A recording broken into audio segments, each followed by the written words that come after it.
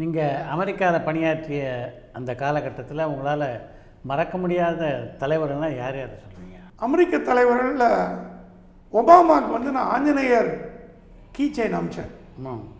ஒரு ஃபங்க்ஷனில் மீட் பண்ணும்போது எங்கேயோ பார்க்கும்பொழுது ஹனுமான் அப்படின்னார்.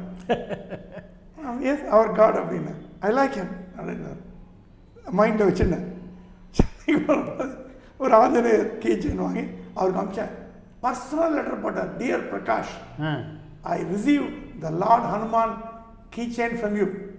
I treat it as a treasure and hold it with me all the time. All the best, Barack Obama. Sign பண்ணி அனுப்பிச்சார். அதுக்கப்புறம் ஒரு வருஷம் கழிச்சு எங்கேயோ வாஷிங்டனில் ஒரு காங்கிரஷனல் ஹியரிங்கில் இருக்கும் பொழுது thanks for the Hanuman statue. என்ன ஞாபகம் சக்தி, என்ன ஒரு பப்ளிக் ரிலேஷன்ஸ். ஒபாமா கிட்டே நான் கத்துண்டு இந்த ஜனங்களோட அப்படி மரிஜாவார். எந்த தலைவரும் மரிஜால எல்லாரையும். கடைநிலை ஊழியர் பாத்ரூம் கிளீன் பண்றவன தோல்ல தட்டி கொடுக்கக்கூடிய ஒரு தலைவரை அவர்கிட்ட தான் நான் பார்த்தேன். எந்த ஈகோவும் கிடையாது. நம்ம அமெரிக்க ஜனாதிபதி most powerful man in the world. No.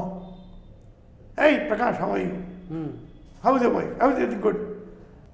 காங்கிரஸ்ல வந்து காங்கிரஸ் மகாசபை கூடி பார்லிமெண்ட் மாதிரி என்னை பாராட்டி ஒரு தீர்மானம் போட்டாங்க. அது என்னால் வாழ்க்கையில் மறக்க முடியாது.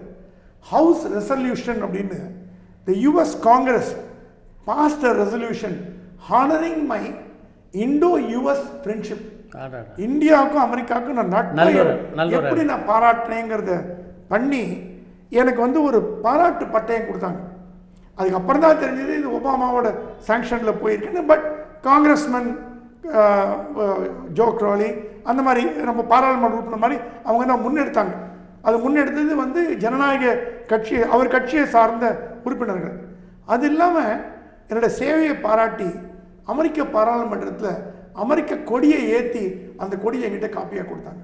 இது வந்து ஒரு பத்திரிகையாளர்னா ஏதோ ஒரு வேலை செய்ய அமெரிக்காவுக்கு போய் ஏதோ ஒரு அமெரிக்காவில் வேலை செய்யலாம் பிழைக்கலான்னு போன இடத்துல இப்படிப்பட்ட ஒரு மகத்துவத்தை கொடுத்த அந்த நாட்டை என்னால் மறக்கவே முடியாது.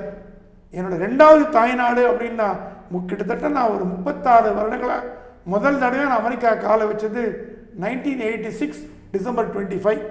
அதுலேருந்து இன்னி வரைக்கும் தொடர்ந்து அங்கே இருக்கேன், போயிட்டுருக்கேன், வந்துட்டுருக்கேன். அந்த நாடு மேலே எனக்கு இருக்கிற ஈர்ப்பும் என் மேலே அந்த நாடு இருக்கிற ஈர்ப்பும் என்னால் வார்த்தையில் சொல்ல முடியாது.